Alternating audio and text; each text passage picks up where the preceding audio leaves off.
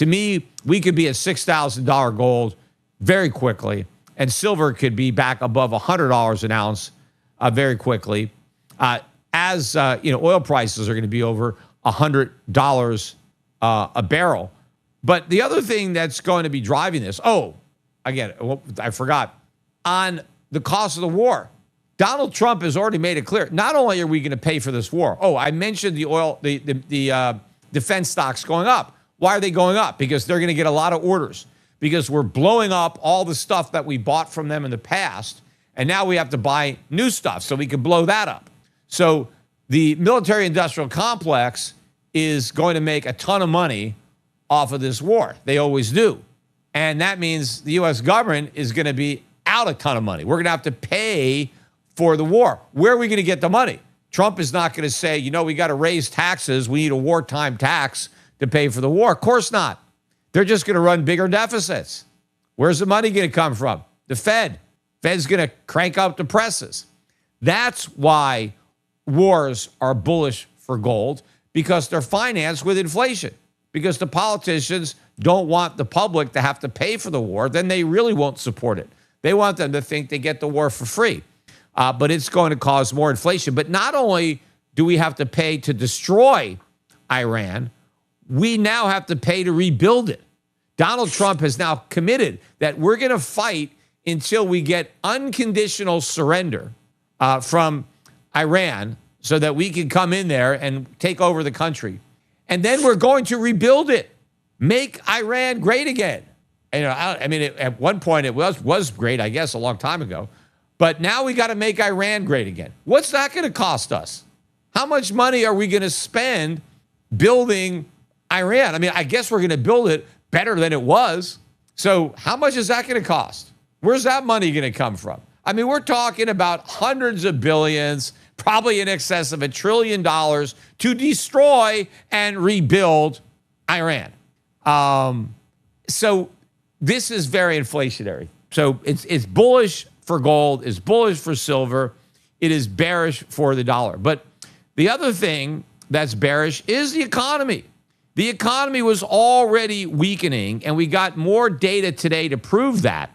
And this may be one of the reasons, again, for this war. I mentioned at the other podcast, kind of like Wag the Dog, that movie. But it's a distraction. It's an excuse. Trump knows that. He even thought that Obama might have used a war with Iran, started a war with Iran, because he was in trouble politically and he needed a distraction. He needed something. And obviously Trump needed something, not just because of the Epstein files, but the economy was weakening. He had a big loss in the Supreme Court with the tariffs. So everything was kind of falling apart. And this whole idea that we had this hot economy was about to blow up because the numbers don't bear it out. The economy was weakening. Inflation was strengthening before we launched a war against Iran. But now Donald Trump will be able to blame all this bad stuff that would have happened anyway. Yeah, now it's going to happen even worse, but it was going to happen and it was going to be bad. But now Trump can say, well, it's because of the war. Like everything was great, but unfortunately my back was to a wall because Iran was about to attack us. I had no choice. So we had to preempt, we had to go first. And now we're stuck in this war, this noble war that we have to fight. And so the cost of this freedom is going to be, well, we're going to have a recession. We're going to have some higher inflation, but it's going to be worth it in the long run. Then everything is going to be great, right? It's just another excuse that could be a scapegoat for problems. I think there's no question that the Democrats are going to take back the House, but it looks now likely that they're going to take back the Senate. I don't know how, you unscramble this egg. I don't know, how Trump's going to get out of this unless he can get a quick victory, which, again, as an American, as a human being, I hope the war is over quickly. I hope we could win it, whatever the hell winning means.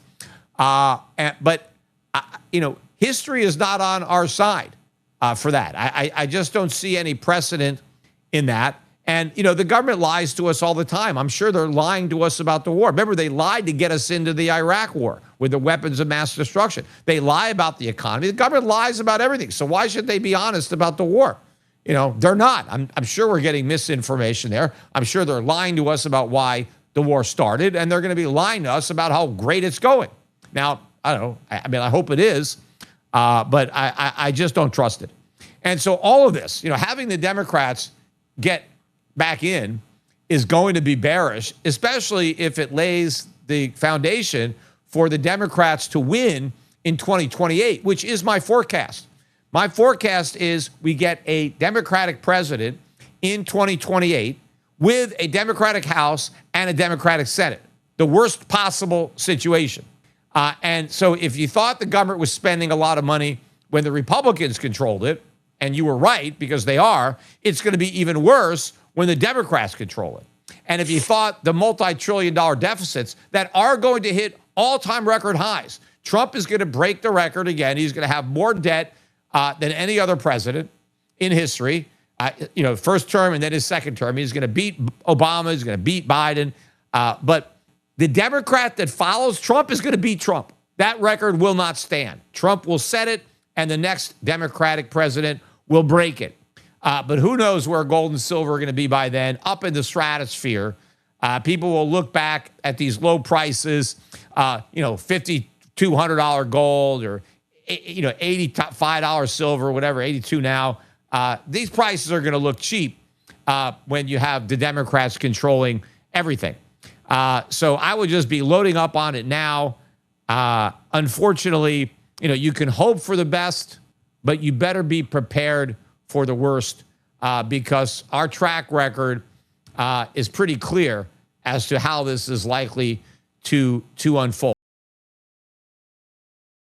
Silver closed up over $2 on the day and still ended the week above 84. Looks like about 84.33. So these are still good prices. They're much higher than we ended last year and way higher than we ended 2024. But they're down on the week. And even bigger losses in the mining stocks. The GDX and the GDXJ were both down over 11% on the week, including small losses today, even with the rise in gold and silver. So the question is, why, right? Isn't war supposed to be good for gold and silver? Why didn't people buy gold and silver? After all, oil soared on the week, up about 35%. We closed around $91 a barrel. This is the biggest weekly gain in oil, I think, since the mid-1980s. And in fact, on the year now, oil is up 65% because we were already rising before the war. Now, some of that rise was probably in anticipation of the war. We were already building a war premium into the oil price before the war broke out. And that, I think, is the main reason that gold and silver sold off. I think it was a buy the rumor, sell the fact, because I think that there was some speculative buying in gold and silver in anticipation of a war with Iran. And the Trump administration had made it pretty clear that this was going to happen. We just didn't know exactly when. I mean, we knew it would happen over a weekend. We just didn't know which weekend. Trump likes to move when the markets are closed. But we had already moved a lot of our ships and personnel into the region. So it was pretty clear. And gold was going up. I mean, gold had, gotten pretty high at the end of last week. And so when the bombs started to fall on Saturday and gold initially opened for trading on Sunday night, it got near 5,500. That was around the high. But because gold couldn't really break to new highs, I think the people who had bought in anticipation of the war sold on the news. You buy, what is it? Another expression, the trumpets, and you sell on the cannons or whatever. But we sold on the actual war. The traders took profits, and gold and silver went down. And of course, gold and silver stocks that may have also been bought for the same reason. People bought those stocks thinking, hey, if we have war with Iran, that's good for gold. I'm going to buy some gold mining stocks.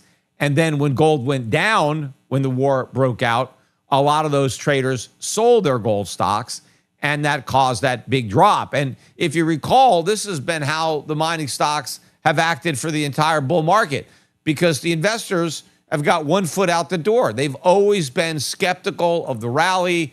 They think gold is going to collapse. So they overreact to every down move. And you can see that overreaction most profoundly in the gold and silver mining stocks. But I think this is a head fake week. I think that the war is going to be